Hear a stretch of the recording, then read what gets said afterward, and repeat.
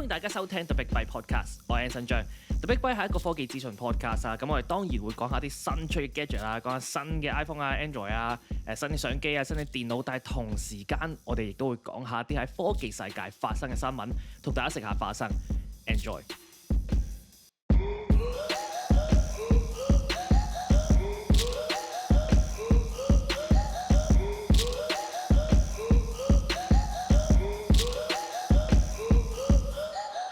歡迎大家收聽同收睇第501集2026年第一集嘅 The Big Byte Podcast。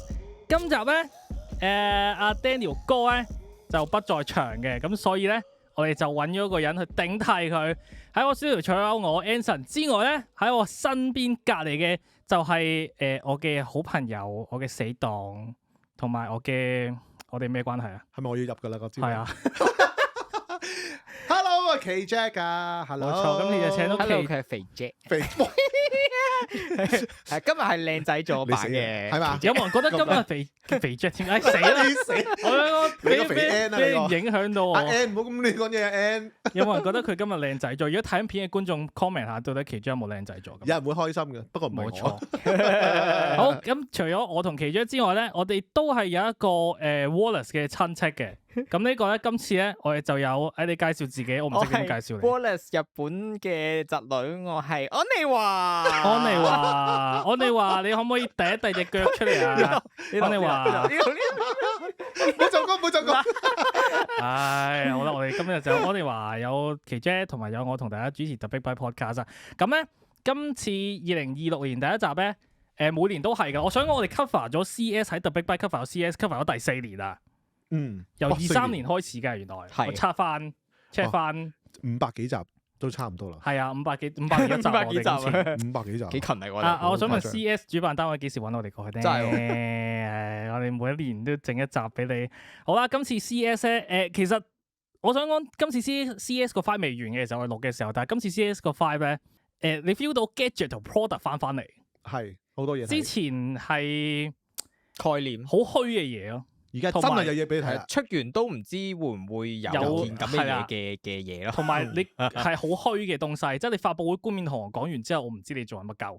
咁今次咧就gadget 同 product 翻嚟，雖然都仲有好多 AI 嘅，即係仲有好多 AI 啲虛虛地嘅東西，但係我哋今次咧我就盤點咗20件，其實我都唔知有冇20件，好似超過20件嘅，係好多。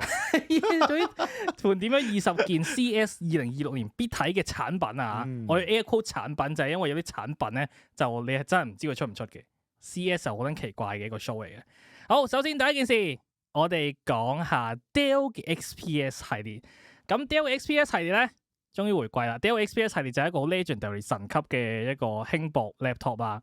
我想問 Windows 輕薄本嘅天花板，最好標價，基本上都同得 MacBook 去砌嘅一個存在。曾幾何時佢同Razer Blade 係共鳴嘅，係同級，但係唔知 Razer Blade 跟住又好似自從咧有1-2年開始咧，佢哋就唔知喺度做乜鳩啦。跟住首先係整咗個 trackpad，整到唔見咗啦，跟住又俾人鬧到黐線啦。跟住之後嗰個上邊個 touch bar 咧，嗰個唔係 touch bar，總之係上邊嗰排鍵啦 key 咧就冇咗啦，跟住又俾人鬧到撲街，變咗個觸控嘅嘢啦。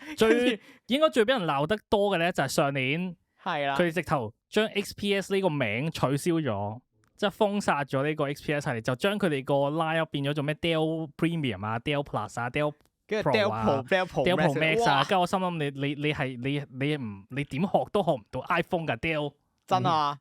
然之後跟住佢哋今年咧就終於改過自身啦。終於知衰啦，就將 XPS 14同 XPS 16帶翻嚟，咁就兩部都係輕薄機啊。然之後咧，今次好啲啦，會有翻個實體嘅 physical 嘅呢個function row， 即係 F1 至到 F12， 終於係掣嚟㗎啦。係啦，之前就唔係嘅，有得撳下，有得撳。之前同埋咧個 trackpad 有翻個邊界啊。係啊，之前我啲 trackpad 係冇邊界感嘅。係。你出咗都唔知，因為佢成個 trackpad 係震動摩打 trackpad 嚟噶嘛，跟住佢而家就有翻個 trackpad， 同埋 upgrade 咗 Tandem OLED 啦，即係 iPad Pro 嗰個啦，有好嘅續航力啦 click 啦。咁但係咧搞笑地 ，Dell 係仍然保留 Pro 同埋 Pro Premium 兩個 line-up 嘅。唔知佢做乜？佢應該係純粹見到 XPS 佢想整翻 X3 下年，因為俾人鬧得太金啊。係啊，佢因為佢冇咗，佢根本成個 product identity 冇晒咧。咁所以可能佢下年應該會改晒㗎啦，又改翻晒啲嘢出嚟㗎啦。變出翻 Inspire 係啦 Inspire 啊，咩 Latitude 啊嗰啲咯。佢哋係賴嘢賴得金到，佢哋 COO 出嚟講話阿蘇，我哋錯啦，咁樣錯咗。係真係好多奇怪嘢Dell XPS 過去往嗰幾年一開始係好好嘅，跟住中間俾人鬧到撲街啫，係咁改嘢。佢唔應該改呢個 line up，呢個 line up 已經係佢哋最好嘅 laptop。呢個係基本上係 Dell 最為人熟悉嘅 line up 就係 XPS。係啊，就唔應該 delete 咯。跟住其實去咗位咧，你知唔知今年嘅 XPS 即係 XPS 14同16咧，喺個部機嘅即係扁咩呢個叫咩面板嗰度咧，係啊個 logo 唔係 Dell logo， 係 XPS 但 logo。係靚咯，就冇咗靚過 Dell 啊，靚過 Dell。因為佢基本上就代表 Dell 嘅 laptop。係啊，然之後佢咁睇係咯。上年係做乜鳩？點解你要整走 XPS？就唔知佢做乜啫。佢哋上年咁佢哋都預告2026年都仲有一部嘅 XPS 13就13寸，佢哋會係佢歷史上最薄嘅 XPS 機。咁又大家如果 XPS 嘅 fans 你應該開心啊！今年啲價錢不過都偏貴，我覺得本身都貴係正常嘅 XPS 價係正常。係啊，以 XPS 嚟講係 OK。跟住下一步關都係奇 Jazz 噶啦，係嘛？終於關我事啦。都係 laptop 嚟嘅，但係咧就係華碩出咗部 ProArt PX 13。咁呢部機咧就係一部變形平板，即係可以扭個 mon 嘅變形平板。但係咧佢除咗一個正常版之外咧，仲出咗個GoPro 版本。係首先就真係 GoPro 版本啦。GoPro 係咩事啊？但係點樣可以聯成啦？係嘛？但係點解要揀 GoPro 先？點解咧？我咁多個 action camera，即係你覺得依家喺 market 上邊，我揀 action camera 會唔會諗到 GoPro 先？會。點解咧？有咩咁特？諗起佢廢嘅。係咯，個重點係佢咪想而家咁樣挽回一把啊！真係。但係我就喺度諗，我想講第一時間我睇到呢一個 announcement 嘅時候，我個諗法就係 GoPro 俾咗幾多錢？係咯，點解要咁做？同埋我唔知係華碩 approach GoPro 定係 GoPro approach 華碩啊？我覺得係 GoPro approach 華碩啊。但係佢哋有咁積極嘅咩？但係咯，我就係覺得佢俾人哋感覺上面咧，GoPro 而家係唔積極噶嘛。可能真係覺得自己唔掂咯。重點就係咁咯。但係個問題係嗰部機出到過嚟個樣都冇乜特別㗎啦。佢多條邊咯，藍色邊，多條藍色，同埋佢個數字唔同咗。佢個機蓋係有啲直紋設計，跟住佢部機有包埋一個 hard case 嘅。咁就有翻啲 GoPro branding 喺度，然之後你就可以喺個 hard case 度 outside carry 一啲配件咁樣 click 嘅東西。係嘅，近排個 GoPro 咧，其實咧而家譬如12、13啦，其實都係有呢啲咁嘅直條嘅橫紋咁樣。係啊，呢個就係攞咗佢哋嗰個設計嘅元素，放咗喺呢個ProArt 嘅PX 13度。我想講部 ProArt PX 13咧，其實係 OK 嘅，即係佢係行緊Ryzen 咩啊？Ryzen AI Max Halo 3，即係總之就係總之係 OK 嘅 chip 嚟啦。係。然之後，其實部機我純粹係 question 點解佢同 GoPro 掕到咯？點解會掕到 GoPro？咁但係有咩特別 function？佢有個 button 咧，係俾人一撳就可以拎到，唔係拎到咩 GoPro 嗰啲 app 嘅。我心諗點解啊？點解拎到 GoPro app 咋？係啊，佢唔可以幫佢開機㗎，或者咁唔得啦，因為唔關事嘅。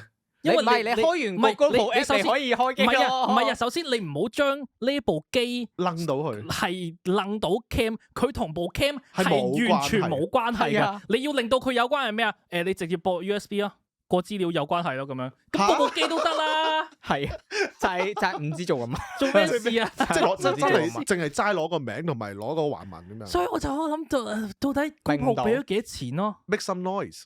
但係你出多啲，你出翻啲好機。我想講呢單嘢其實唔係好關，即係我唔係想鬧華碩，華碩係 OK 嘅，華碩啲機又 OK，我唔明點解會係同 GoPro 合作。冇錯。所以0044有個叫做 GoPro button 喎。係啊，我極度懷疑佢哋淨係整咗好少 unit 係俾 GoPro Edition。哇，係咪真係好似咧？我哋而家玩嗰啲咧電視遙控咧，裏邊有個 Netflix 咁樣，即係呢個叫 GoPro。個個都好用有用真係會用係啊！個實在性就係而家有冇人係用 GoPro 先？呢個都係一個好問題。呢個係冇人用 GoPro 咁嘛？係咯，我想問 GoPro 點開個 app 做咩啊？我真係好想問，如果除咗啲我唔知而家仲有冇 GoPro Ambassador 啊？以前有 GoPro Ambassador program 啊嘛。我感覺唔到啊。你唔係啦，咁即係我都唔係啊，我就知咁解嘅咋。但係而家我唔知除咗 GoPro Ambassador 之外，仲有冇人用 GoPro？不嬲啲人用開 GoPro 嗰啲咧，就係死忠嚟嘅。係啦，或者係電視台嘅製作，但係你會見到佢嘅 GoPro 唔會係12、13啊嗰啲嚟嘅，即係以前買係落， 8啊、9啊嗰啲咁樣。即係8都已經好夠用。唔係唔係啊，係係因為佢哋唔會更新啲冇 gear 錯，同埋個電視台佢哋一嚟唔會更新啦，二嚟咧就係咧嗰啲老一輩嘅人咧用開，佢知道點樣用，佢唔使再諗。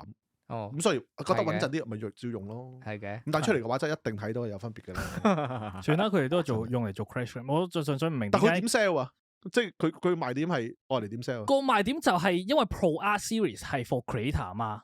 就連埋一齊咯。但你啲 creator 唔用但啲啊嘛。creator 唔用，呢個就係個問重點，題。呢個咪就係個重點。係啊呢個就係係點即係淨係部解機，我覺得都 OK 嘅，但係係30K 我覺得有啲貴。不如將啲資源去研發下，再好做啲啦新嘅機係啦，係啦。你睇下 Insta 收零做緊啲乜嘢？係即係人哋嗰啲 chip 你可以喺買到㗎。你作為 GoPro 一間咁大嘅公司，你啱啊。喺三藩市咁響度，或者係係咪搞少少 gimmick 嘅嘢，或者係啲外表又唔同啲啊，又或者係 whatever 咧， I 你 don't fucking know。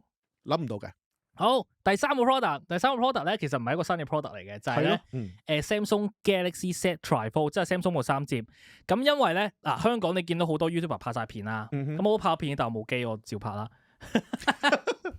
咁大家但係咧快啲睇啊，未睇。重點因為CES 喺美國嗰邊搞啦，咁美國一路都係即係有好多 media 冇得試機啊。哦咁佢哋今次就第一次喺美國展出呢部三摺。哦，所以就好興奮啦。哦，所以啲人咁所以就咁興奮係啦，攞晒所以就獎咁多嗯有獎啊，又有 coverage 啊，咁樣 k 啦。咁呢部機咧，如果你之前冇睇我啲片咧，我就好簡單好難講 summary 一次，就係我覺得我喺我條片度話佢唔比起華為嗰部唔係一個好啲嘅 product 啊。嗯，但係我冇講埋下面嗰句，我亦都唔覺得佢係一個差啲嘅 product。咁即係點啊？我純粹想講，其實有好有唔好，但係佢後啲出啊嘛。係但係佢出完之後，佢又唔係一個好啲嘅 product，所以我咁樣講出嚟等 Samsung 聽下咁解啫。不過我唔覺得佢係一個差啲 product，同埋我好想佢快啲嚟香港啊。咁係嘅等我哋可以試下部機。有冇呢個機會㗎？有冇呢個 market 啊？我諗 Market Samsung 啊唔係 Samsung 應該有冇呢個 market，應該唔係 Samsung 考量嘅係咯嘅位。佢純粹想技術展示啫，係咯。睇下佢會唔會想揀喺香港技術展示啫。但係點解咁遲都唔嚟香港咧？我唔知啊Samsung 係咁噶啦不。嬲，佢哋啲第一代唔知有咩 Samsung 個眼罩都冇嚟過香港高咩產品啊，係喎。 Samsung 眼罩冇嚟嚟我都想玩啊。 S24 FE 都冇嚟香港嘅。係咧？點解咧？唔睇重我哋？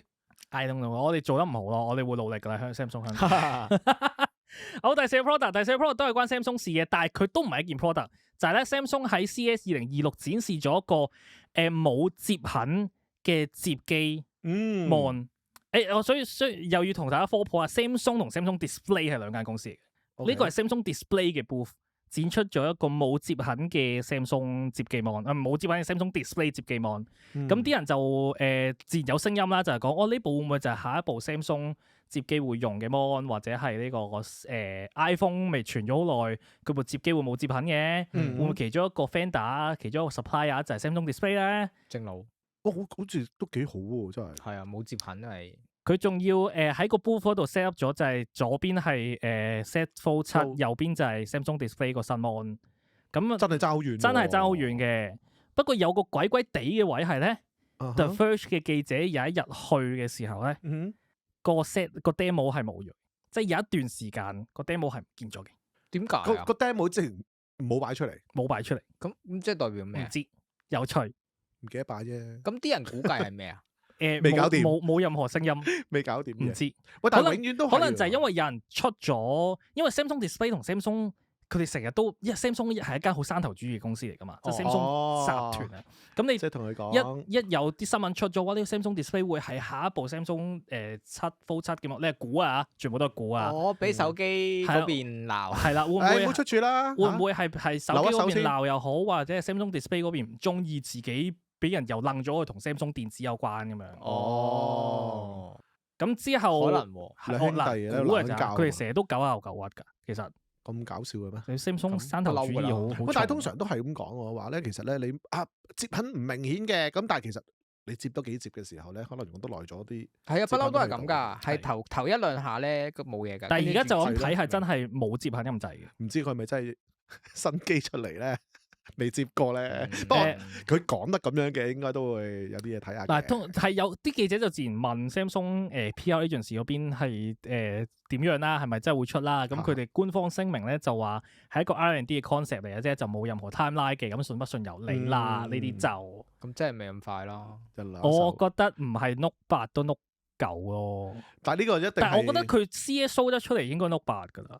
哦 Fold 8 sorry，Fold 8嘅，死咗太掛住 Note 係， OK 應該 show 得出都係嘅嚟都係 Fold 8嘅。都係，但係應該係趨勢嚟嘅。因為如果佢 show 出嚟，然之後佢喺 Fold 8唔用 Honor 就會用噶啦，Honor 就會捽佢自己間廠，喂人哋做到喎，係啦，就咁諗辦法就做，點都捽爆京，我唔記得個 supply 係咪就會俾人攞咗全球第一部冇接痕嘅手機嘅名㗎啦，就係永遠人所以我哋攞第一覺得應㗎啦，該係永遠 Fold 8人哋攞嚟打飛機㗎啦，鬥又完博又鬥呢啲啊，真係喎。冇錯啱啊，咁係咁就嘅，戰場上係咁噶啦。係啊，你 show 得出嚟，人哋就會尤其是 Honor 呢啲一定會跟噶啦。好，跟住下一個第幾個 product？第四個 product，第五個 product，你已經唔記得數啦。冇數字好難睇。第五個 product，我當係第五啦。第五 product 咧就係一個我覺得係唯一一個有用嘅 AI 用 AI 嘅方式，就係 Samsung 嘅 Freestyle Plus，佢哋第三代嘅 Freestyle Projector。咁咧佢就用 AI 去做影像調整。即係咧，你啲 Freestyle Projector 係一個便攜式 projector 嚟噶嘛，係即係你去到邊就睇到邊，擺到邊。咁你未必有陣時個你唔會手動校自動對焦，你唔會手動去做啲梯形校正噶嘛。係咪圓筒形嗰個啊？係圓筒形嗰個。哦，I see，I see。咁佢就會用 AI 去做梯形校正同埋去做自動對焦。係。但係咧上代都有噶嘛，前一代都有，其實第一代都有㗎呢啲功能。係。佢今次威嘅點係咧，就算係啲唔平坦嘅平面。texture 哦。即係譬如射落埲牆度，射落埲牆度又好，或者係射落牆角，牆角啊，因為兩埲牆接埋一齊，你有個凹位啊嘛。OK，佢都可以做到梯形校正，就係因為有 AI。哦，你睇窗簾有 wave 都得。係啊，窗簾有 wave 又得。哦，咁所以係咁就應用到多啲地方。係啊，所以就好威。其實我都唔，因為你喺窗簾你有咁多嘢嘅時候，你要計好多數啊嘛。係啊。咁所以佢開始玩就 projector 佢個嘅時候反應都即時嘅，睇到個 demo 即係可能會 delay 幾秒，但係佢嗰個 adjust 係 adjust 得好快，但係 auto focus 係好即時，即係你轉完都係 in focus。其實梯形校正都快㗎，佢嘅做法就係會校光個 projector，咁佢睇晒成個畫面、成個範圍，然之後就幾秒就即刻做梯形校正。喂，可唔可以側頭㗎佢？側頭得啊！喂，其實喂，大佬啊，佢投射去牆角，佢都可以做到梯形校正俾你喎。個梯形校正唔係貼牆喎，你係睇緊嘅時候係真係你睇住個牆角，佢係一個正方形喎。哇！但係其實咁樣真係實用好多，因為咧側頭係側頭意思，譬如我張床喺度啦，咁我話擺喺側邊，譬如我一定得，呢個一定得，射落去埲牆度。我而家屋企嗰啲係唔得嘅。所以我冇，咁嗰啲係歪，即係嚇咁。但係依家嗰啲係你點啊？打側係唔用唔到。咩傳統啲咯，擺上去一係。哦，嚇唔係啊 ，freestyle 一路都有梯形校正。我冇 freestyle，sorry。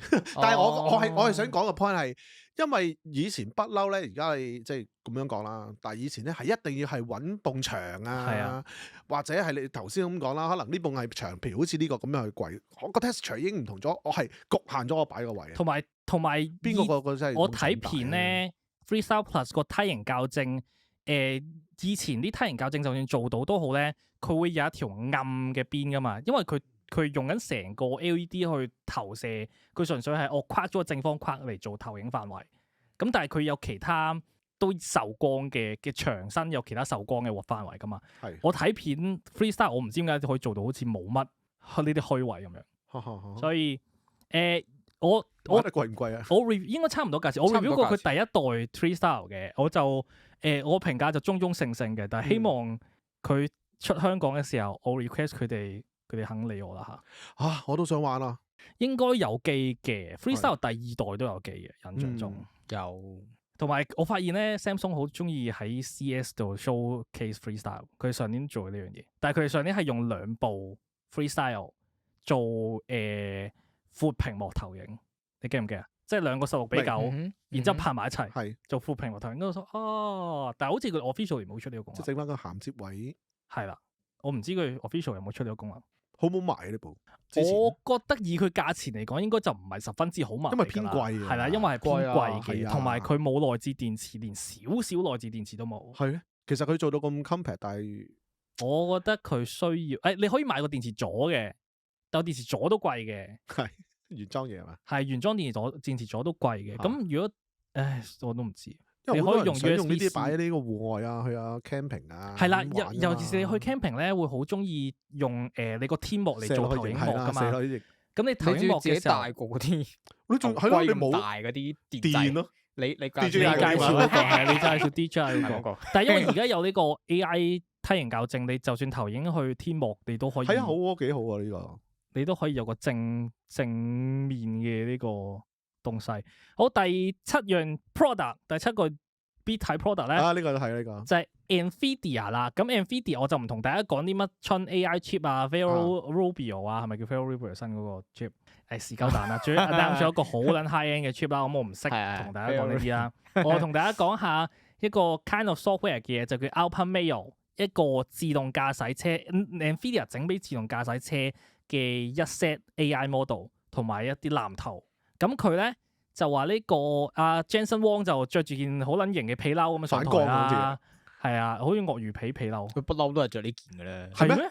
唔係喎，之前唔係呢件㗎，呢件㗎，黑色咯。今次係鱷魚皮啊，係啊，好明顯鱷魚皮啊，今次唔同咗跟住披咗條鱷魚上身啊。咁佢就喺度講呢個 Alpha Mail 啦。Alpha Mail 咧特別嘅位就係佢係第一個有思考推理型嘅自動駕駛 AI，即係同我哋平時用 chatbot 一樣，chatbot 有正常嘅 chatbot 同埋有呢個 thinking 推理嘅 chatbot 噶嘛，有兩個 mode 噶嘛。咁佢呢個咧就係曉推理嘅自動駕駛車啦，唔係所謂自動駕駛 AI 啦。咁佢就係話你可以睇翻佢點解做呢啲操縱嘅原因嘅，即係佢可以解釋翻俾你睇。可能佢話我見到前面有個人踩單車嘅，要避開佢，咁我就擰左軚咁樣。咁呢個就係喂，但係呢個重唔重要咧？你覺得？我覺得即係重唔重要咧？俾你知道佢諗咩，咁重唔重要咧？我講一般市民啊嚇。嗱，我諗對於安全性嚟講咧，應該重要啲嘅。係，即係你就算我唔知嗱，我唔係科學家，我唔知道如果呢個思考推理模型係咪可以令到架車安全啲啦。係，但係咧，我諗緊未來一個好科幻世界嘅情況就係，若果個 model 有 AI model 有推理能力嘅話，有得識解釋自己嘅行為嘅話，我有啲咩事合理化咗佢。唔係啊，有啲咩事，有啲咩意外上到庭。我可以抽翻佢啲落出嚟，係啊，成個 log 攞出嚟咯，跟住就告間 AI 公司。係啦，即係起碼得㗎嘛？係啊，係咪起碼咩飛咯？係啊，起碼有得解釋啊。係啊，雖然其實佢啲解釋都係作出嚟嘅，但大家都知 LLM 其實都係作出嚟，可以自圓其說㗎嘛。但係有條 log，跟住係啊，有 log 咯，有得記錄咯。係啦，係啊，即係點解佢扭咗軚？點解你有流軚？即係如果你扭咗軚，然之後避咗個單車，然之後撞咗其他人，咁佢會俾人告。你係告我啊，定係告緊 AI 公司啊，定係告個 AI 咧？哇！呢個又好麻煩。告間車咯，即係車嗰個 AI 嗰嚿嘢。但我想調翻轉頭去問翻啊，嗱，而家你咁樣講啦，即係佢有個思考嘅推理啊，係以前係冇嘅。以前係我諗冇咯。如果咁以前冇嘅，咁佢譬如有個阿婆行過嚟，咁佢點？唔係以前，因為以前一路個淨係一個 sensor。唔係，因為以前一路個 AI 都係一個我哋叫黑盒 AI 嚟噶嘛。即係我哋淨係知 input，淨係知 output，我唔知中間發生咩事。OK， 即係而家透明化咗啫。其實我 kind of 透明化咗，因為所謂思考推理都唔係你真係知道佢入邊點樣運作，佢即係 show 俾你睇，佢令到你覺得佢入邊點樣運作啫。即係佢其實都係冇思考能力。係咯，其實而家 AI fundamentally 都係冇思考能力。係，只係我唔知啊。但點解車係爭呢樣嘢咧？即係啲人講到係車係爭呢樣嘢就可以有真正嘅自動駕駛。Elon Musk 嘅反應咯，要唔要啊？我唔覺得車點解？因為而家我哋成日講自動駕駛有6個 level 噶嘛，咁又有 level 0到 level 5。Alpha Mail 係可以幫啲車做到 level 4嘅。Level 4基本上就完全自動駕駛，但係都仲有唐太同仲係有迫力有門。哦 Level 5就乜鳩都冇。乜冇係。我覺得點解仲未做到 Level 5，又或者仲未肯 Level 5普及，唔係因為啲技術，係因為政府，係咯，法例上邊。法例咯，係因為啲車你做唔到。Level 如果你要 sell 一架車冇軚盤、冇迫力、冇油門，係好難。係咯，你到時有問題嘅時候咁點啊？係啊，所以咪就冇人肯孭飛咯。係啊，係可能如果係咁嘅，可能啲人喺度講話要有個推理嘅能力，就係起碼有個人肯孭飛啩，我唔知。係啊，一定要有人孭飛嘅。所以諗緊實質嘅呢個推理能力，對我駕駛經驗嚟講，同我以前嗰啲車係有咩唔同先？即係同我以前個自動駕駛車有咩唔同啊？你可以睇翻佢啲，淨係都睇到，但係喺我哋真正真係有冇使用出嚟嘅時候，又係啦，有冇幫到？咁樣特別真係佢譬如好似判斷到呢度有2個人嘅喎，咁樣可能唔知幾多秒行過嚟，所以我就唔行住啦咁樣。但係以前唔係嘅，我淨係 sensor 有人停，冇人行，係咪就係咁咧？呢個真，我諗你作為駕駛者應該對你嚟講唔睇，唔太重要。我覺得應該唔睇，因為如果你真係深信自動駕駛呢個科技嘅話，你好撚有信心啊！你純粹你個人要坐喺度嘅啫，咁佢係有冇推理能力，其實你唔 care。所以某程度上，我覺得呢個係但唔係啊，I mean 係呢個推理能力會唔會幫到佢駕駛上邊嘅改善啊？改善咯，即係啲 decision 會唔會好啲，好過依家嗰種自動駕駛？不過我覺得某程度上都係咧呢個。俾人一個信心啫，可能真係你而家可以睇翻個思考過程係咁樣嘅，邏輯咗，我明啦咁。可能其實都係，其實之前都有啲 paper 講話，所謂推理模型其實唔係聰明過非推理模型。係咯，唔知啦。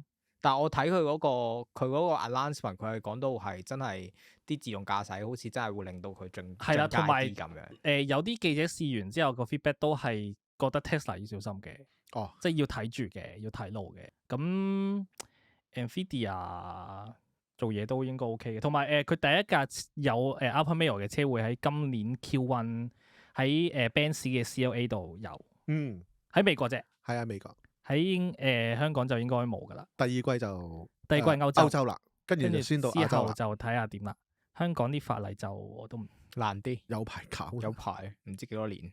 好，冇錯，今節嘅 The Big Byte Podcast 就嚟到呢度先，我哋下一節咧就有一堆我叫做 What If 嘅 CES 系列，真係一堆。假如乜有趣嘅，有趣嘅，我哋下一節再講，係終於可以有趣嘅，吹啊！好，下節見。大家好，我係 The Big Byte 嘅 Wallace。我哋覺得科技從來都唔局限只係講手機同埋講 gadget，科技界發生嘅事亦都同我哋息息相關，大至社會國際啦，細至日常生活都完全關事嘅。而我哋除咗希望可以透過每集 update 下大家喺呢段時間喺科技界發生過大小事之外，更加希望可以促進到大家對相關議題嘅關注同思考。但係製作呢類型嘅內容從來都唔係一件簡單容易嘅事，當中我哋亦都用咗唔少嘅時間心力。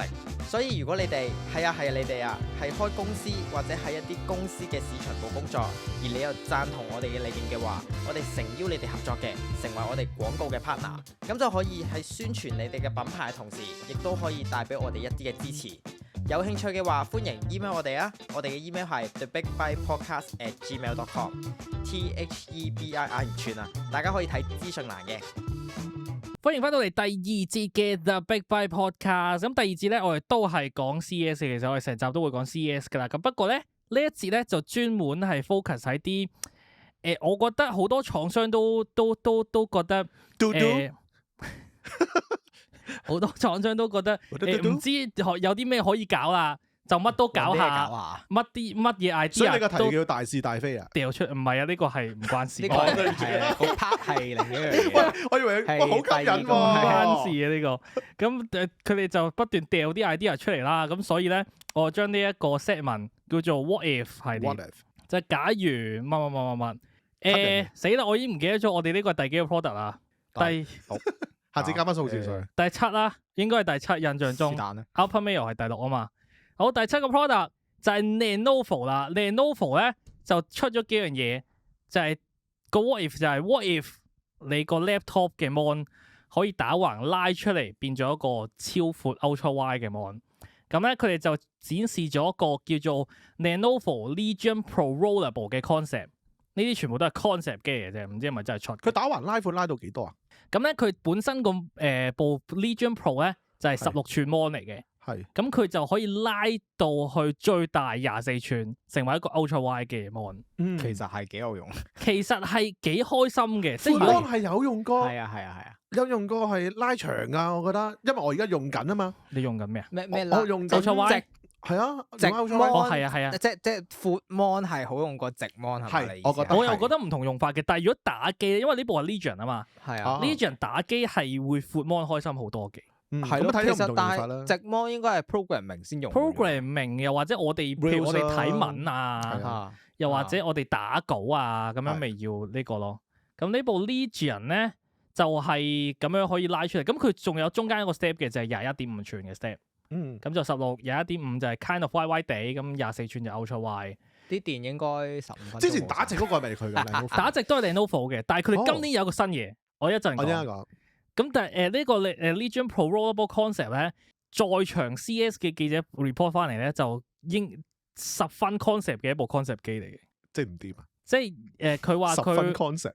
佢個拉動個 model 好嘈啦，同埋佢拉動嘅機制好窒啦，哇真係唔順啦。我都係諗起一樣嘢咧，通常呢啲拉 mon 咧，會唔會喂我撳一個掣，我又要等10秒，等1分鐘。係啊，而家不嬲啊，等係而家就係咁樣咯係啊，因為佢啲 mon 好脆弱㗎啫嘛，你唔可以好快係啊拉。係咁所以佢而家就夾慢慢夾出嚟。嚇，有時真係把鬼咁樣。 panel gap 即係點啊？ Panel gap 就係咧佢喺個正常 mon 個 housing 同埋伸出嚟嗰個 mon 嘅 housing 中間嗰條 gap 好大係，咪喺啲捲簾中間嗰啲位咁樣？係總之有一個好大空隙，大到可以睇攝到核突嘢。你可以攝到個吉他 pick 落去咯。屌嚇，咪好闊。係啊，係好好易爛咯，咁樣喎。所以呢部暫時應該仲係一個好 concept 嘅 concept，但係以 concept 嚟講，佢我覺得係 OK 嘅，即係咧呢一堆 What If 系列嘅product 咧，全部咧我諗大家啲公司都係問緊個問題啫，有冇得諗？有冇興趣？係咯有冇 market？有冇得諗？如果你個 mon 你個 laptop mon 可以變超 ultra wide，有冇得諗？有冇得諗？大家就可以喺留言講下有冇得諗啦。俾下反應。但其實佢令我諗起咧，嗰啲而家即係我哋成日睇啲 views 啊嗰樣嘢，其實已經有啲 display 咧係外置加上去係好快咁反出嚟，咁呢個係有幾年之前，係啦呢個好耐啦講起 CS 呢個幾年之前 CES 嚇嚇 Razer 提出嘅 concept 嚟，已經幾年啦，係就係接 mon 係咯，咁本身就接埋一齊，跟住再打開。反你知唔知有個故事啊？咁啊快呢一部 concept 機咧喺 CES 係俾人偷咗嘅。嚇係啊，唔記得邊年 CES 啊？好合拍喎。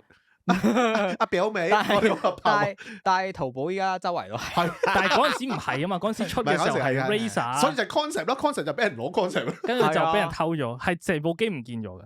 哦，係 CS 發生呢個啲 side story 啦。但其實佢而家咁樣即係賣弄咗佢啊！我可以咧做呢個拉長嘅 mon，可以咧有幾柔軟，又可以咧拉長幾多，又可以拉上幾多。其實之前未有打橫噶嘛，而家咪打橫咯。係啊，即係其實佢 showcase 俾你睇啫，呢樣嘢。好，跟住下一個 product 第8個我就係 product 咧，拉直啦。冇錯，第8個 product 咧有冇得諗？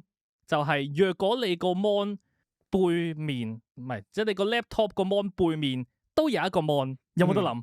其實有嘅，點解啊？唔係因為咧，其實我識好多朋友咧，都係譬如做真係有咩保險啦，又或者係一啲嘅譬如 sales 啊咁樣啦。即係其實佢對客嘅時候咧，佢要俾人背面有睇啲 display，或者嗱，我而家見到咧，其實佢唔係真係成塊都係熒幕嚟嘅。係啦，我而家講翻部機。機先。咁嗰部機咧就係 Lenovo 嘅 ThinkPad Rollable XD Concept。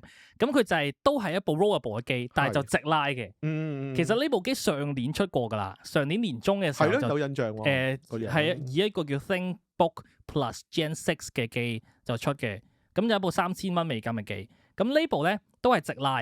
咁但係佢唔同嘅位就係個機背係有半塊 mon 喺度，佢好似拉多啲俾你喺後邊用咁樣，即係個柔性屏幕係包住咗個機頂，然之後俾多半塊 mon 你，但係就喺機背嗰度。但係我覺得半塊 mon 同我頭先講咧，即係我有啲即係譬如有啲 presentation 咧需要用到成塊 mon 一齊睇，我俾你睇。但係半塊 mon 嘅用途真係有用。其實呢個半塊 mon 咪半塊 mon 做咩啊好似咧以前啲 notes 啊嗰啲咧，俾少少嘅資訊你睇到。咁但係實際用處係咩咧？我唔知啊，我真係唔知。但係你話型唔型係型嘅，即係呢個係一個我佢下邊透明㗎。佢伸出嚟直拉直咗之後係透明嘅。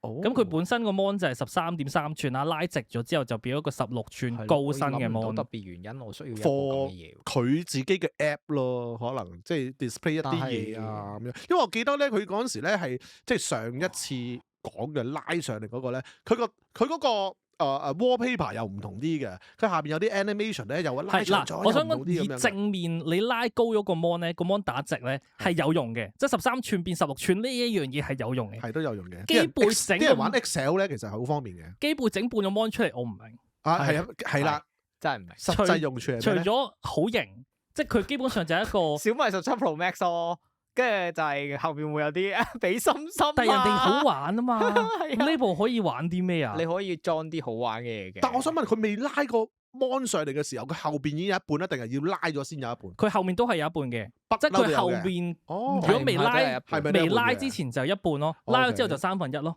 哦，咁攝咗落去前面咯。係啊，佢就攝咗。咁佢其實熄咗之後咧，即係你冚埋部機咧，哦就係咁啦。後面個 mon 都用到嘅，即係有啲嗯 widget 仔俾你用嘅可，唔可以 touch 㗎？可以 touch 嘅。佢係一個我都可 touch 以 mon touch 嚟嘅，咁但係都係again why 係睇天氣咯，佢就係睇天氣嘅咋。佢又唔係長着嘅喎。哦，佢唔係長着嘅有。咁唔係即係唔係咩佢一定唔係 always always on on display 啦。所以 So why？玩小遊戲，係咯，我情緒淨係諗到價值咯，俾心心咯。不不過佢有個幾有心思嘅位嘅，就係咧，當你輕敲個前，即係個冚埋嘅時候，輕敲個 mon 兩下咧，佢會輕輕褪出少少，咁等你易啲開部機。俾佢嗰啲俾阿表妹嗰啲指甲係係假指甲咁滴你嗰啲啊。係你呢個就唔使假指甲都滴得起啦。如果有呢部嘅話，不過成日咧，我覺得咧咁多呢啲 mechanism 咧，即係又要褪出又褪入嗰啲好鬼死，好易爛咯。個好易壞但係呢個我覺得個重點都係有冇得諗。即係好似頭先咁樣 Lenovo 都係覺得有冇得諗啊？喂，入塵咁點啊點算咧？入塵真係冇。食下薯片攝咗落去喎。佢呢個係完全封閉嘅，佢呢個 mechanism。嗯，因為 rollable 你可以用，佢基本上成個機背都係用一個玻璃 cover 住。或者佢 open source 咯，俾啲其他廠商去諗下背脊嗰個有咩用啊咁。但係其實實際用處啊，真係未必有。係啊，你唯一 Lenovo 而家真係，如果佢真係出嘅話，佢可以做嘅就係開放個SDK，即係俾大家俾啲 app，你但係有冇需要？你搞啲有幾多個嘢啊個受眾係少咯，係咯，係啊，即係唔係個個都有呢部機噶嘛？有冇得諗？而家我就覺得冇得諗，大家自己揸住 gimmick 咯。跟住下一個 what if 都係喂，呢個都係呢個好 Lenovo 想講呢個，呢個就係呢個好想講。 what if 你部 laptop 個 mon 識自轉，有冇得諗好啊？呃人啊！咁咧就係呢個 Lenovo 嘅 ThinkBook 但我 Plus。會後邊寫兩個字咯，for what？呢個新嘅 concept 就都係 Lenovo ThinkBook Plus Gen 7 Auto Twist，係一個好撚長嘅名啦佢。做咩 Lenovo 咁積極嘅？佢不嬲都好積極㗎。 CS 佢係好撚中意玩呢啲嘢。係咩？係啊，然之後，但係咧前兩個都係 concept 嘅，嚇，呢一部唔係 concept，佢真係會出嘅。真係會出嘅，佢係我唔明點解係揀呢部真係會出啦。真係會扭扭嘅。咁佢就係有一個個 mon 咧，就係有一個自轉嘅 motor，咁佢就可以跟住你個頭啊。你譬如你用緊部電腦嘅時候，你成日坐得唔好啊，喐左喐右啊，佢就跟住你。同埋佢喺個 video call 嘅時候會跟住你，即係你好似 Belkin 嗰個自動跟蹤嗰個配件咁樣咧。我極度懷疑佢睇完之後，跟住話：喂，我哋都做啊咁樣。但係我 video call 我覺得 make sense 呢個用呢個冇 use 錯 case 呢個 OK。我就係有一個問題啫，我就咁睇呢張相，佢轉啦，啊，我淨係 for 呢個 video call 啫。你其他實際用途，你頂住個 keyboard 喎，大佬，冇㗎係啊。我嚟做咩啊？所以睇片咯，所以佢睇 Netflix 你可以洗住碗咁睇 Netflix 啊，佢可以望住你。周圍三目嚟咁啊，重點嚟啦，我自己扭唔得嘅。係唔係啊，會阻住啊嘛。即係咧，你即係洗緊碗咧，你嗰個位唔啱擺，你就擺唔到嗰個鍵盤位啊嘛。點啊？洗咁你就碗都要，啱啱好咧。洗碗都要咁樣，不如戴副智能眼鏡。所以 Lenovo 係要諗計則點樣令到呢部機嘅存在有用有意義。佢哋咧就喺入邊加咗個 AI 朋友仔喺度，咁佢就有一個 mode 咧，就 AI companion mode，隻眼就整兩隻眼仔嗰啲 emoji 嘅得意眼仔，咁你可以同佢傾偈。喂，有用啊！佢好似塊鏡咁啊，俾啲人咧化妝咧係咁笑啊，追住你咁。反光嘅，係咯，好似係佢係真係鏡嚟嘅咁反光啊喎，佢真係咁反光㗎？鏡嚟嘅咁樣。但係佢係基本上就將啲朋友仔嗰啲 robot 你呢個係正常速度嚟㗎嘛？呢個正常速度啊。你播多次，哇！佢追得咁鬼快嘅，我諗佢摩打應該，因為佢都唔重㗎嘛，所以佢摩打應該可以快到嘅。但係哇！誒即係話同你眨眼 say hi 咁樣。大家又係自己咁樣喺下面留言，覺得講下有冇得諗啦，冇得啊。有冇得諗？好，下一樣係嘢，諗得好辛苦啊！呢個真係下一個熱門呢個真係 product 想笑。呢個有 HP 嘅 HP 嘅嘢，what if 你個 keyboard 同時間都係一部電腦，有冇得諗？呢個好笑啊。唔係其實呢個有嘅。呢個我睇呢啲 comment，第一個咧就係嗰張圖咧，就係啲人攞嚟啲嬲掟鍵盤嘅面，跟住一掟爛成部電腦。成部電腦，咁佢就係笑咗 HP Elite Board，係 Elite Board 啊，唔係 Elite Book 啊，冇搞但係咩錯啊。 spec 先？ Elite Board 嘅 G1A，誒正常㗎，OK 㗎。係啊，佢個係嘛 spec 係佢最entry level 嗰個麻麻地嘅，但係你可以 upgrade 做去到最高 Ryzen AI7嘅晶片。咁嗰部機以一部文書 Office 機嚟講係好 OK 嘅，即係唔嗰張需要 chip 睇散熱問題啦，係咪啊？都都唔係正常都係 OK 嘅。嘅即係文書嘅文你只需書咯係咪啊要買一個好輕嘅 mon 咁就可以咯。係啦，同埋你可以我諗佢就係俾你俾嗰啲去 trip 啊，唔係嗰啲叫咩啊？嗰啲 share office 啊哦， ，co-working space 嗰啲咧，或者係啊 showroom 啊，係啦做下 booth 啊。咁如果你個 co-working space 有 mon 嘅，咁你就可以淨係帶個 keyboard 翻去，同埋帶個係 mouse，跟住就駁co-working space 個 mon，咁你就基本上有一部電腦可以用啊。嗯係啊，佢就係將一個 mini PC 嘅 concept 帶到一個極致嘅位，或者真係可能頭先講啦，去啲 booth 啊咁樣，啊駁個 LED wall 都得喎，咁樣係嘛？咁都係嘅。個 keyboard 都幾係嘛麻煩，如果你要額外再帶多個，再加 mini PC，咁兩樣嘢 combine 埋一齊，我係係啦反對嘅。冇錯。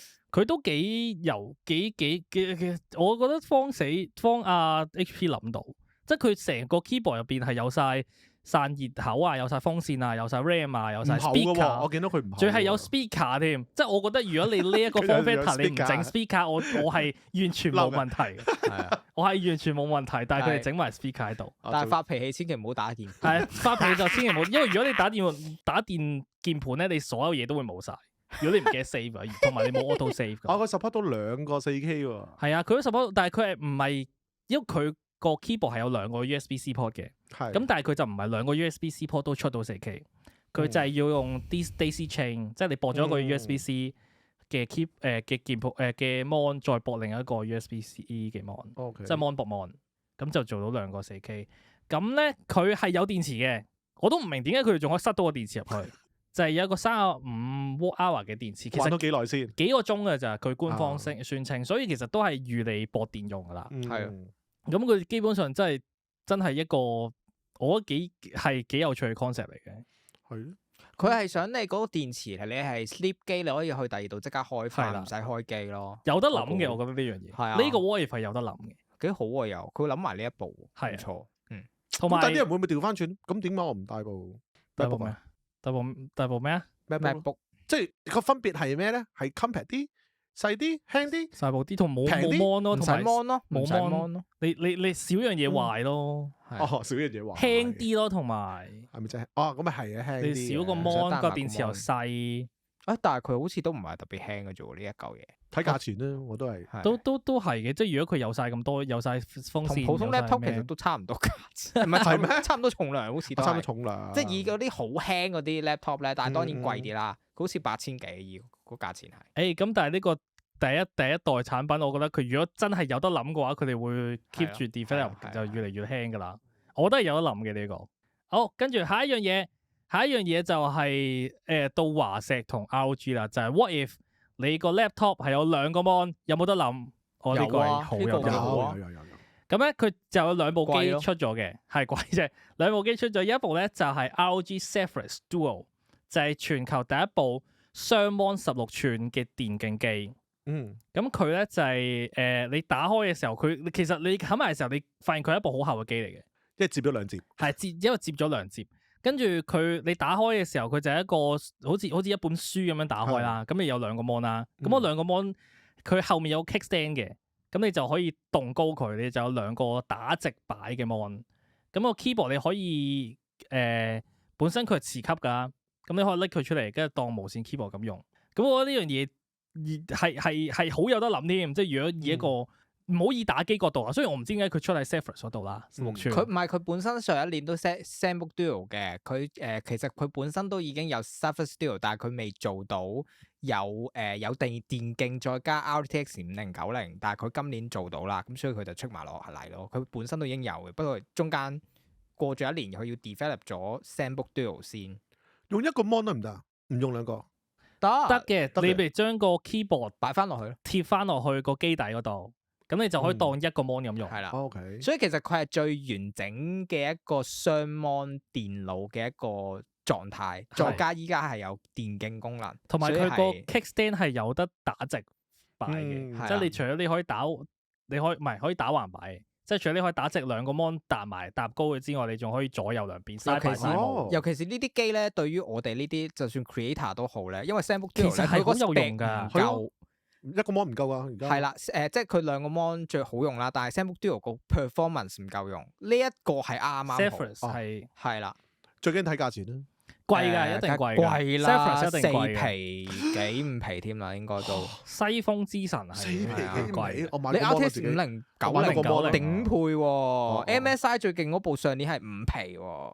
所以佢同埋個 form factor 咁新雙 mon 機，係啊，佢本身 ZenBook Duo 上年都16000至18000咯，呢個應該 at least double 啦。佢要咁嘅少嘅，應該唔算特別多人買嘅。佢貨應該都佢出貨都唔多。但係有個咁嘅 option 都 welcome 嘅，我覺得。係咯，咁都好嘅，真係。係啊，跟住佢嘅兄弟機啦，仲有個兄弟機咁 ZenBook Duo 咧，今年都有嘅，呢個靚仔啲喎。呢個係因為商業啲 ZenBook 就係一個商業啲嘅定位，係。然之後佢就係一個雙14寸 OLED mon 嘅雙 mon laptop，好薄喎。呢個真心好用嘅，即係啲其實嗰個你真係有兩個 mon 係真係解決到你真係 office work 係需要兩個 mon 嘅問題。係啦，同埋佢今年嘅 improvement 就係佢改進咗個價位，然之後就令到兩個 mon 中間個 gap 咧就細好多。你哋中意啲咁嘅兩個 mon 啦，定係頭先咁樣升上嚟嘅？好唔同用法喎呢個。係咯，唔係嗱，呢啲冇咁易壞。我直覺都係。呢啲係真係冇咁實用啲咯。最實用同埋你兩個 mon 係好過一個 mon 㗎。嚇！你兩個 mon 你好似平時我哋做嘢嘅話，做嘢駁兩個 mon 咁用咧，你會實用過一個 mon 咁樣黐嚟黐去㗎嘛？又或者係一個 ultra wide。係啦，係。同埋佢最特別嘅係你轉佢做 book mode 又得，你轉佢 tense mode 又得，你嗰個 versatility 係好好多㗎，即係多用途啲咯。係啊，冇錯。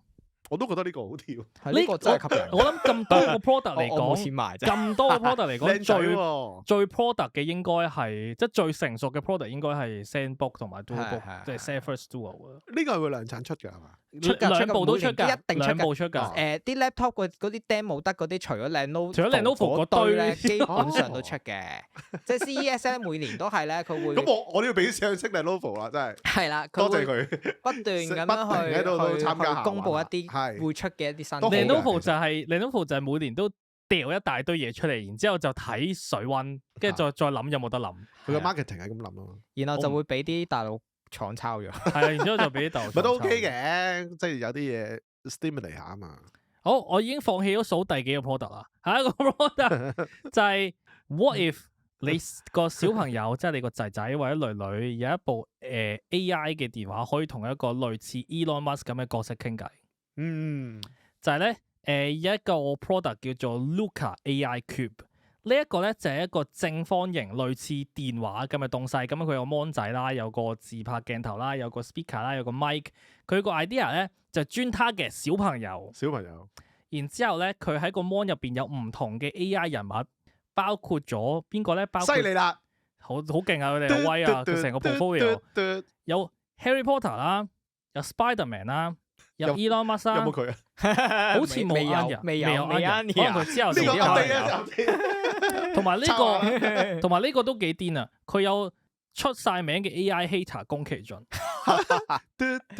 勁然之後你就可以同佢傾偈啦，然之後你又可以影相啦，影完相之後你可以 send 俾個 AI 角色啦，然之後同佢做一個 friend 啦，跟住喂，但係呢我唔知個咁無組式嘅好似，佢唔係無組式嘅，放心。但係其實幾得意嘅喎，講真。咁係得意嘅，但係你啲相但係 send 咗俾個 AI，係啦，成咁就個唔得意啦。成個 idea 成個 idea 好 problematic 啊！佢引你 send 相俾佢咯，佢就會。嚇！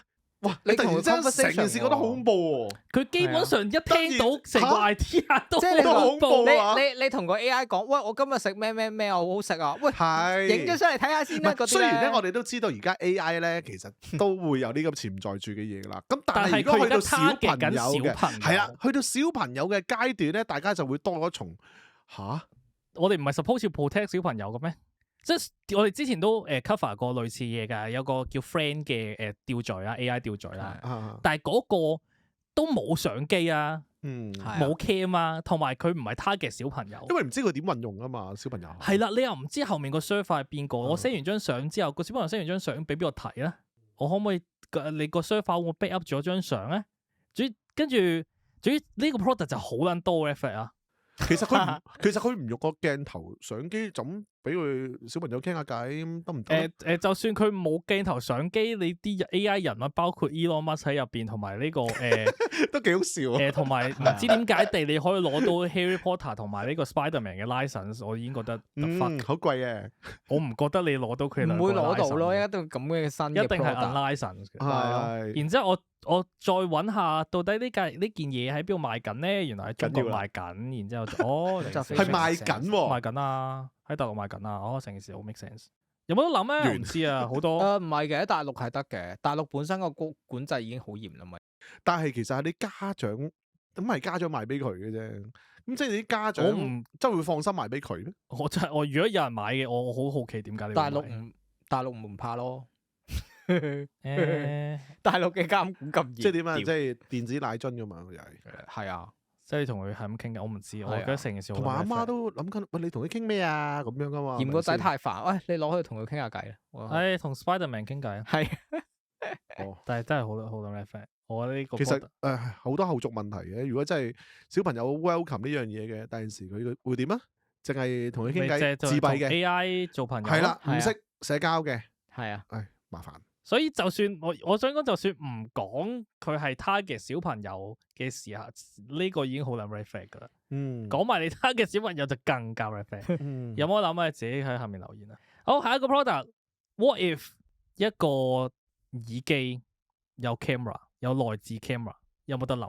唔係我呢啲耳機喎，係頭戴式耳機。係頭戴式耳機。就係咧 Razer 其實每年 CES 都好撚多嘢搞噶啦。咁佢哋今年咧就有一個叫 Project Motoko 嘅東西。其實佢有兩個 project 嘅，一個 project 係好似類似初音咁嘅 AI，又係朋友啊，又係 AI 朋友啊，你又可以同佢傾偈。佢做多咗一樣功能，而佢做埋 coach 嘅嗰啲，同你係俾攻略你咯。係啊，好得意嘅打機呢個嘅時候有啲功能，但係嗰樣我覺得冇乜特別。係特別嘅就係呢個 Project Motoko，就係咧佢基本上就係一個Razer 嘅電競無線耳機，但係咧喺兩邊耳罩嗰度咧有個前置，即係向前望嘅cam。 咁其實因為佢做嘅嘢就係同AI 眼鏡做嘅嘢一樣，就係不斷你可以叫佢睇下你而家現實世界發生緊啲咩事，現實生活發生咩事，然之後幫你分析一啲嘢。譬如喂，我睇唔明個日文，佢就會用個相機去 capture 個日文，然之後幫你翻譯，然之後喺個耳機嗰度講翻，即係齋講嘅啫。係啦，講翻啲嘢俾你聽。咁我覺得有得諗喎呢個。但有趣嘅地方就係點解要係啊呢個兩個鏡頭咧？佢哋官方冇講。嚇，我個 theory 咧就係其實佢哋想做spatial video 嘅 capture，即係錄 3D 片或者影 3D 相。夠晒闊啦，闊個人隻眼。係啊，因為係同差唔多人隻眼咁闊咧，因為咧你影闊好 3D 多相最點樣去令到件事真啲或者 3D 啲咧，就係你個兩部相機嘅距離同隻眼越似，差唔多。越個距離越近咧就越真嘅，越 3D 嘅。嗯，咁你喺耳機耳罩隔離 basically 已所以而家經係最近你咁戴唔得㗎㗎啦。啦。啊，係啊。你啱咁戴唔得㗎啦。喂，我哋呢個係 audio podcast 嚟，咁樣只係冇人知你發生咩事對唔啊！住。呢個嘉賓啊，跟住係咯，佢就會，我覺得係 make sense 過AI 眼嗯鏡，因為你 AI 眼鏡，如果你本身已經戴眼鏡嘅人，你好煩，哦，係啊，係啊，係啊，係啊，又好啦 make sense 過 AI 吊嘴。AI 吊嘴就算你有 cam 都好，你個視覺都唔係你眼 eye level 嘅視覺。嗯，咁所以你係又同埋戴耳機嘅人會即係會願意戴耳機 gadget 嘅人會多過願意戴眼鏡 gadget 啦。啊啱啊，喂，但係如果俾我去咁樣發展呢個咧，我唔整兩邊啊，前後得唔得？點解？喂，幾個人？點解啊？嚇，防盜咯，喺後邊做咩事啊？咁樣幾好，幾得意啊，係咪先？再整埋360，哇！冇越諗越多咗。都咁佢咪會不斷我都不過應該要都冇睇下，話唔得嘅。應該要睇翻。嗱如果其實點解要整兩部嗱先？咁講即係整咗兩個。以你作為嘉賓咧，我就不方便否決你嘅建議。咁我就會講話，都可能有得諗嘅，其幾好實我都諗喎中國你我哋要對嘉賓360上路，我哋要你哋360上路，我哋要對嘉賓主持派太多都幾客氣喎，啲人要係 Razer 啊，係上得嚟我哋就會俾高帽你戴㗎啦。但係啲嘉賓又 get 到，除咗叫你做，錯咗，除咗叫你做肥 Jack 之外，係，其實今日太靚仔啦。下一樣 product 就係 What if 你嘅吸塵機械人有腳，有冇得諗咧？就係咧青蛙田雞咁。Roborock 咧，Roborock 就出咗一個新嘅吸塵機械人叫 Roborock Zeros Rover 啦。咁好有趣嘅，上年咧 CS 嘅吸塵機械人個 trend 咧就生隻手出嚟，好多機械人都有隻手，咁嗰隻手就係幫手執地下啲垃圾啊、玩具啊、物啦。好細隻佢隻手企。係啊，噼里啪啦俾我執起佢，咁佢就可以掃嗰笪地啦。